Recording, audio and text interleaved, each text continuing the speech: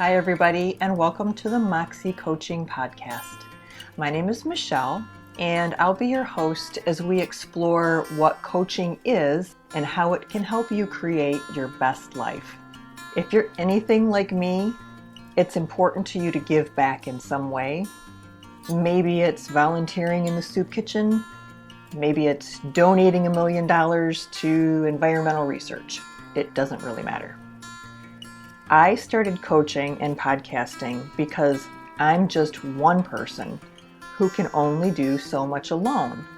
And I realized that through coaching and through podcasting, I could help and support those of you who want to do good works and exponentially increase the amount of good that I'm able to do. So if this sounds like you, please be sure to like and subscribe, and I look forward to seeing you soon. Be well.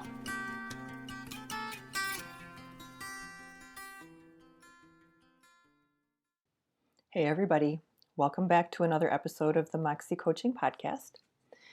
I hope you have been staying nice and warm and cozy and taking your vitamin C and all of those things to stay healthy as we trudge through this January. I don't really have any announcements this week. I don't think so. No, I think we're good. Okay, so let's go ahead and get started. We're going to talk about the fives of the tarot.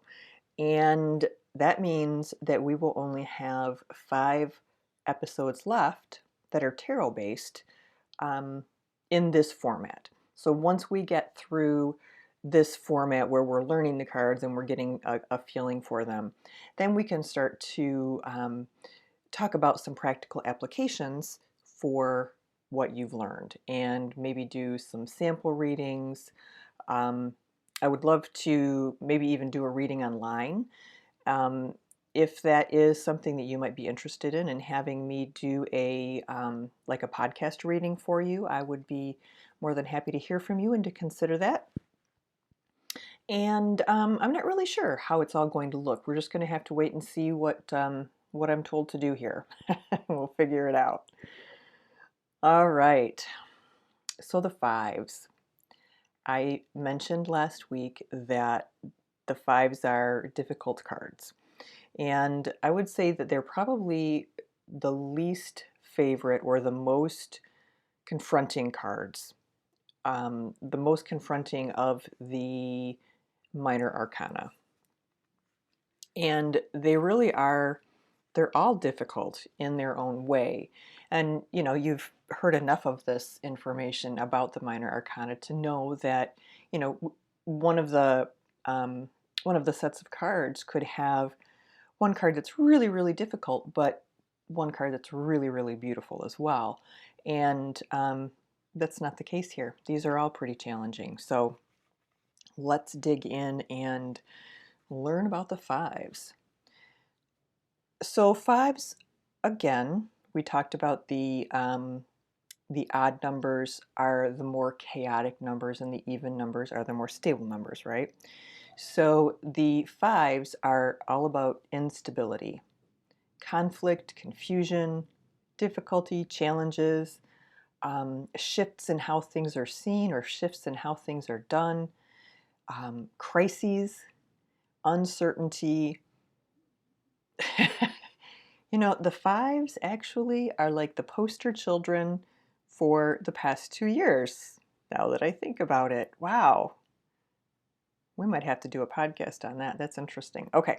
So yes, these are the ugly stepchildren of the deck. Nobody likes the fives. You know, yeah, they're just not fun in general. So let's talk about them.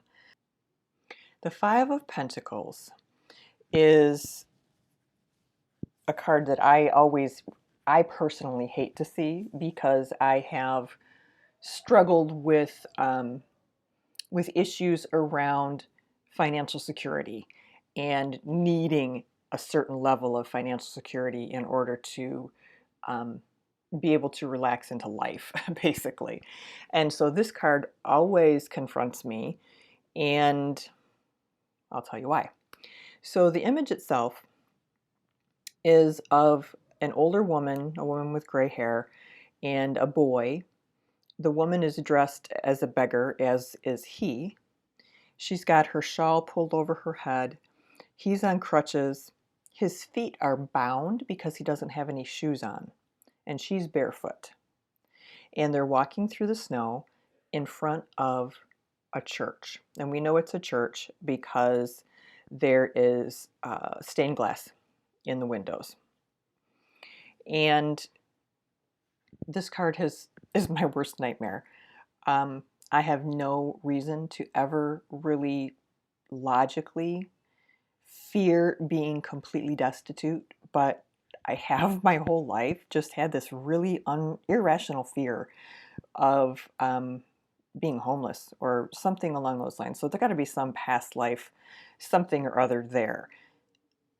And when I see this card, it's like, oh, dagger to the heart, right? So the card itself, what is the meaning? I mean, you can look at it and get an idea, right? You've got your pentacles, so you know that the card is about material things, financial well-being, physical health, things in the material world. And it's clear that neither of the individuals in this card have what they need. So this card is about destitution, financial difficulties and challenges. It can also be about a spiritual depression in some ways, and we can tie that in because of the church. This card can also bring up questions about depression. It's almost like it signifies if you're going through a difficult time, it could also be signifying that you are in like the deepest, darkest, rock bottom part of this life event. So an extreme example would be a drug addict or someone, an alcoholic who finally hit rock bottom and finally decided to get some help. This card would be an appropriate card to have come up. It's like, okay, you've finally done it. You hit the bottom, and now you can start to move yourself forward. So what kind of questions do we ask ourselves when this card comes up? Is this card a warning? Is it a suggestion of something to come? Or is it a reflection of something that's going on in our subconscious, or some sort of energy that could potentially be coming our way? And I think that in general, it could be all of those three things. However, it is least likely to be indicating necessarily future financial problems unless the reading itself is related to finances. And then, that could be a different story. All right, so questions. Some of these cards just seem really literal. You may get this card and say, well, of course I know why this card is coming up. It's coming up because of I'm overextended on my credit cards, or I am behind on my house payment, or I'm worried I'm going to get laid off. It could come up for a lot of really clear, logical, kind of no-brainer reasons. But it's always nice to have some questions in case it doesn't. So questions that you might want to ask. Is this a suggestion that I need to be more careful with my finances? Maybe this is just a reminder that, it's time to chill on the credit cards for a little while. Or, stop getting your $6 latte every day, whatever it is. Do I need to have more faith in myself and my situation? And this is an interesting take on this card because in a lot of decks, you'll see a church door where the church door is open. And it's almost as if the people here are being invited in, meaning there is support for them if they are willing to see it and if they're willing to ask for it. So, you know, do you as a person, if you're feeling challenged about something, do you need to have more faith in your own self and in your ability to work your way out of the situation? Maybe you are getting behind on your bills for some reason. Well, you know, maybe this card is telling you that it's time to take matters into your own hands and set yourself a plan. Create a way to work yourself out of the situation you've gotten yourself into. So, do I need to have more faith in myself and my ability to get myself out of this situation? Or do I need to be paying attention to what is available to me to help me get myself out of the situation? How can I acknowledge that I'm hitting rock bottom, yet look at it as a positive event? Maybe this card is coming up because it's time. It's time for you to address whatever it is that needs to be addressed.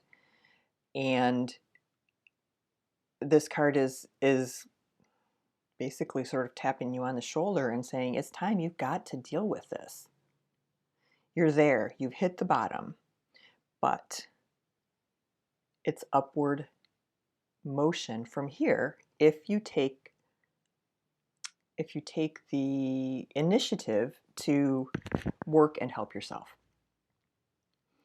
And then the last one I came up with is, will shifting focus from what I don't have to what I do have shift my situation?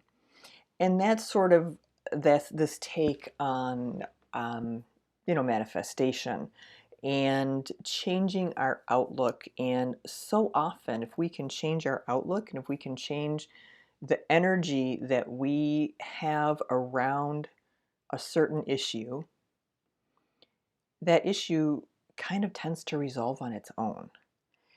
And so,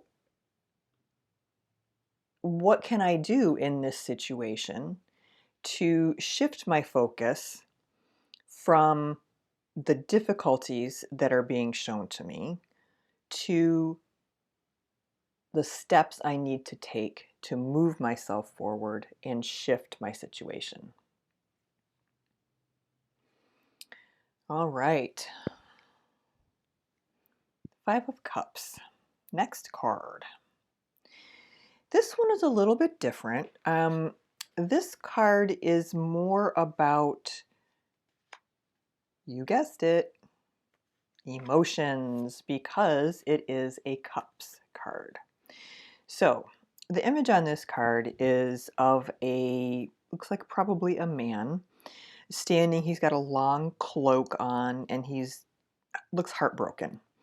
And he's looking at the ground, and in front of him are 3 cups. And those cups have spilled their contents into the ground. And he just looks so crushed, so sad. But what he's not seeing is that behind him, there are 2 full cups. And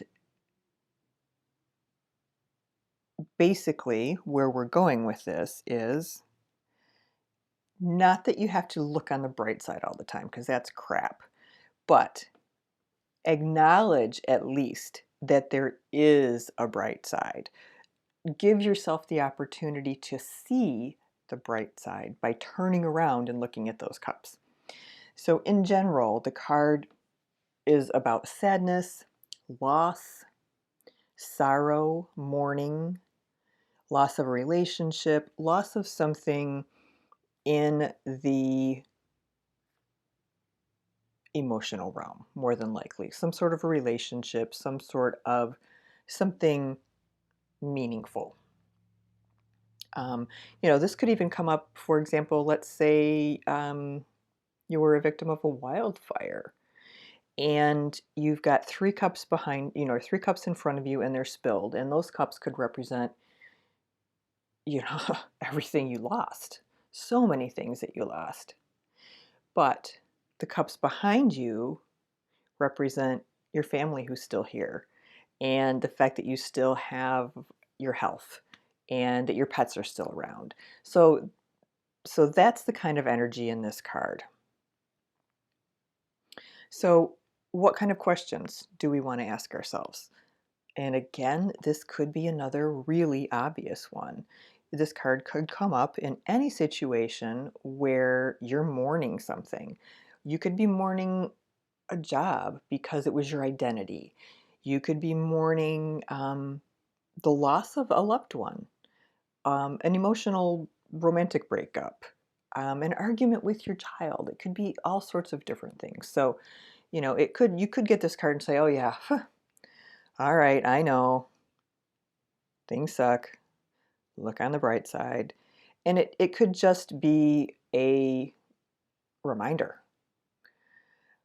But if it's not, if the card comes up and you're like, I'm not really sure what's going on here. So it's time to start asking yourself, what might I be mourning that I'm not aware of? What what is sunk down there in that emotional body of mine that hurts, that I'm not allowing myself to feel? Okay, something along those lines. Could also ask yourself if there's something beneath the surface, kind of another way of asking the same question. Is there something beneath the surface of my emotions that I'm failing to acknowledge? So is it something I'm not seeing because I don't want to?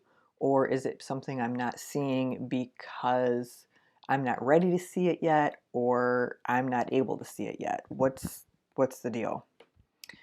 You could also be asking yourself what you're emotionally distancing yourself from. So there's a chance, for example, let's say you had your heart broken. So this card could be interpreted two ways. It could be interpreted from the perspective of, yeah, they were a jerk. They spilled all your cups and they kicked them over and they left. But you still have your friends, you still have your family. There's a good life ahead of you. It's not the end of the world. But you could also look at it like I'm done. Like I quit relationships. I quit it all. I don't want to date anymore. I don't want to meet anybody anymore. I'm bitter and I'm angry and I'm looking down at those cups and I just hate all of it. Well, if that's you, and we've probably all been there at one point or another. If not, lucky you. However, if so, basically what I'm saying is, this card could be saying, is there something you're bitter about that you're not letting go, that you just refuse to turn around and look at those other two cups? You're just wallowing, and we've all done it, right? We've all been sad about something or annoyed about something, and it's almost like it feels good to be pissed off for a little while. And this card could be asking you if that might be you, just maybe, but maybe not. It's all dependent on the situation, right? How about what do I need to do to allow myself to embrace the remaining two cups? To What do I need to do to give myself permission to move on from this sad event? Yes, um, this sad thing happened. Well, at what point do I decide that that it's time for me to turn around and take a look at those cups? So this card could be coming up for that reason. Did I say this cup? This card can be coming up for that reason. And then lastly is, while acknowledging the loss that you've experienced, what's in those remaining two cups? Think about what's inside those. that you can use to rebuild? Is it relationship with someone? Is it your deep internal knowing that while things absolutely suck, you have what it takes to help yourself out of this situation or reach out and get the help that you need? What is in those cups that you're going to use? And that's a great journal prompt right there is, what tools, what in the cups can you take, plan your life around or plan rebuilding around and make it so? Because so often when we're feeling victimized and we're feeling in like this, where it's just like crushing sadness, it's very helpful for us to have something that we can hang on to and have a plan and um, take some action, even if it's the tiniest little action. Taking an action is really, really empowering. So, what's in those cups for you, baby? All right, another 5. Let's talk about the 5 of Wands. So wands are about activity, action, forward momentum, activity, and 5s are about cluster you-know-whats. And so the image on this card is 5 young men all yielding these big, big sticks, taller than they are, and certainly big enough around that they're going to hurt if they thump someone. And it's just mass chaos. You can't tell if they're hurting each other, if they're trying to build something together and nobody knows what the hell they're doing. It's just this like WTF energy. And it's almost like you walked into any average American high school and you took any group of 5 kids and you said, you need to work together and become a team and figure this out. I don't know, build a house, I don't know, whatever, to build a robot. And this card is that first, I don't know, first class session when your kids are working on it and it's mass confusion. I'm going to do this. No, I'm going to do that. No, you do that. You're better at this. You do that. Okay, wait. You go over here. I'll go over here. That's the 5 of Wands. Confusion, a little bit of competition, failure to work cooperatively, having one's own agenda. So-and-so on the high school team wants to build, I don't know, whatever, because it's going to impress his girlfriend. He's got his own agenda. That's why he wants to be the boss of this project. However, the other guy wants to build something else and he wants to build it for exactly the same reason. So now there's infighting and they can't decide what they're going to do, and this clash of egos and this basically state of accomplishing nothing because it's mass confusion. So when this card comes up for you, again, is it clear? Is there something going on in your life that's leaving you feeling like this? Maybe you have 3 kids and you have been trying to work from home for the last 2.5 years, and this is what your mornings feel like. Trying to get yourself up, get your own crap together, get your kids fed, get your kids either to school or in front of the computer, depending on what they're doing that day or that week. That's the kind of feeling. So, maybe you recognize it. It's like, well, hell yeah, that that's me. And I completely understand why it's showing up. Now I need to figure out what to do about it. If you're not completely sure, you might want to ask yourself, is there somewhere that you feel a need to compete? Or are you feeling the need? If you are feeling the need, why? Why are you feeling this need to compete? Are you so focused on your own agenda that you're not acknowledging others? Are you a taskmaster at home and you make your kids work so hard that you don't notice they're starving and they keel over because you haven't given them a grilled cheese in the last half hour? That kind of stuff. Um, and of course, that was a smart ass way to describe it, but you know what I'm saying. Is it all about you or is it all about what you want? And is that creating challenges and chaos? Um, are you butting heads with someone? And if so, whom and over what? Do you need to check your ego? Is something going on where there's a lot of hands in the pot and you know that you got the right answer and nobody's listening and they're all being stupid and maybe you need to check your ego? And then last, do you need to maybe step back from the chaos and reevaluate for a little while?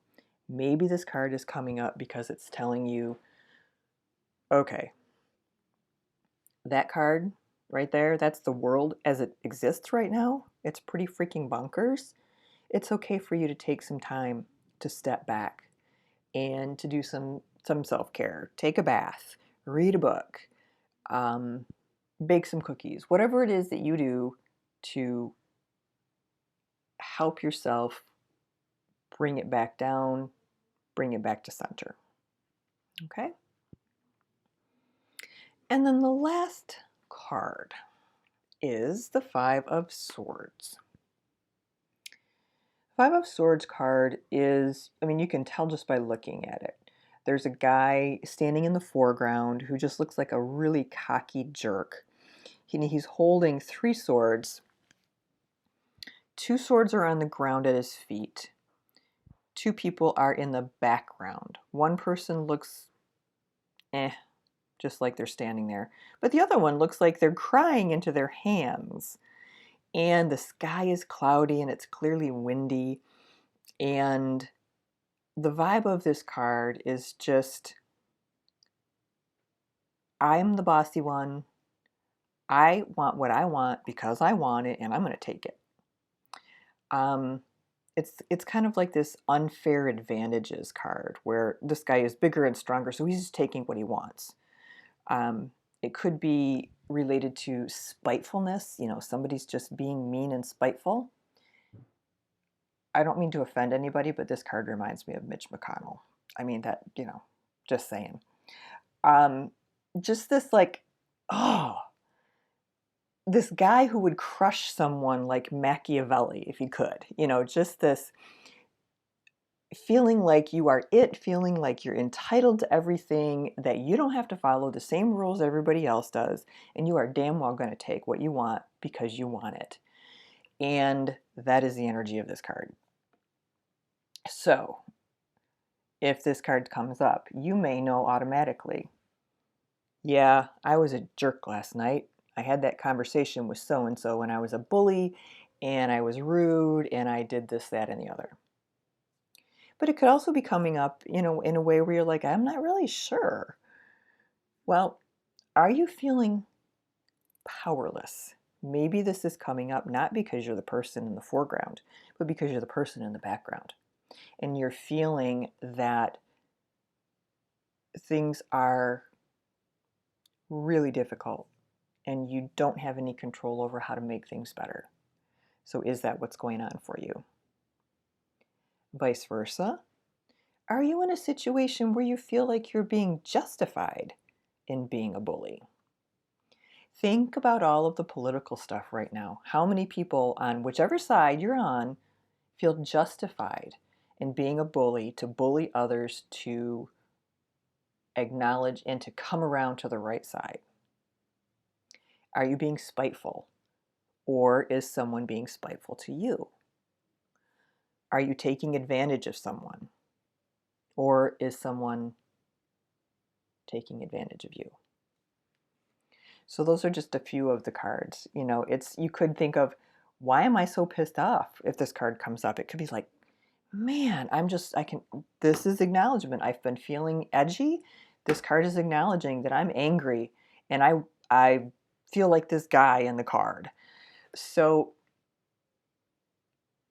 what am I trying to say? So what I'm trying to say is all of these questions that I'm coming up with, I'm just coming up with based on my understanding of the cards.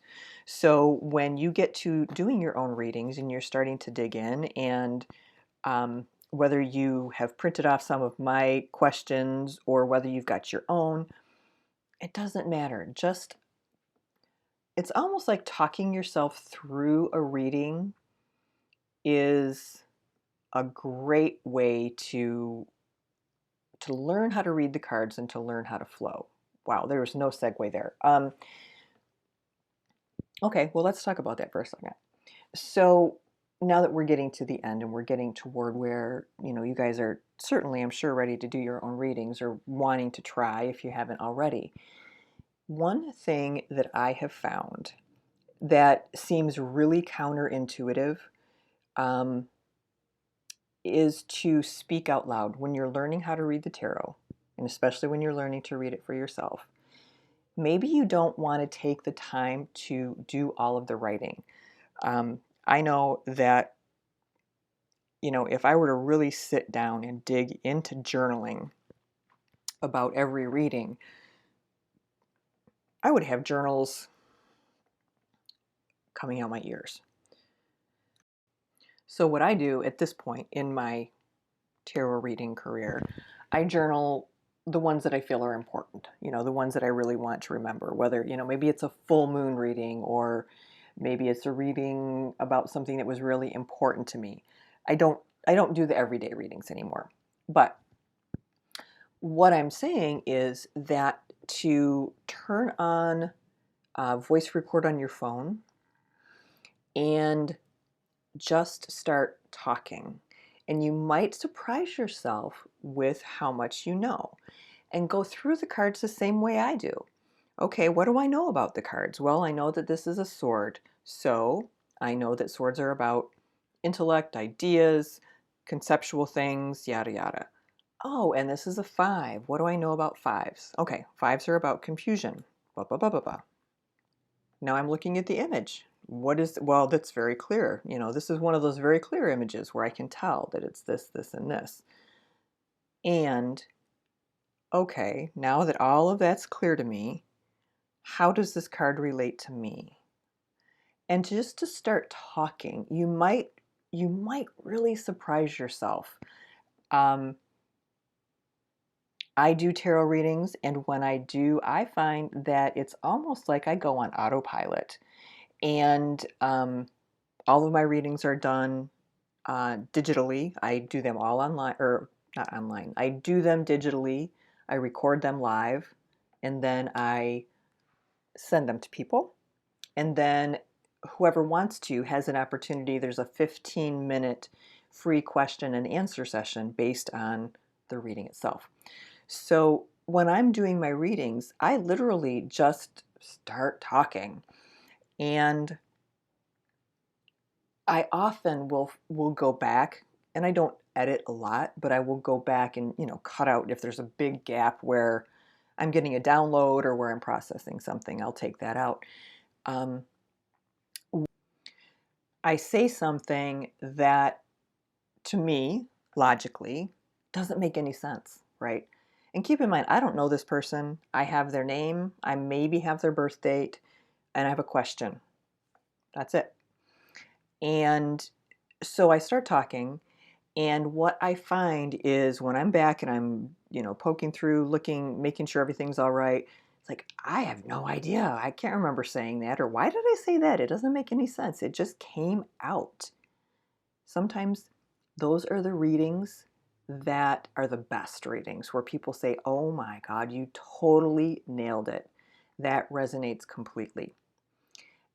And that happens when I do read for myself as well. So my whole point in this whole long segue is, as we're getting closer and as you're starting to get more comfortable with the cards, consider that.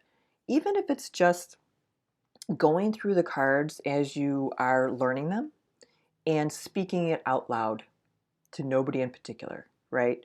Just, I don't know, Saturday afternoon and you're hanging out and you got nothing else to do, go through your cards, flip them over one at a time, and talk through the cards. Talk through what it means, talk through some of the questions, what you would ask yourself, and all of those good things.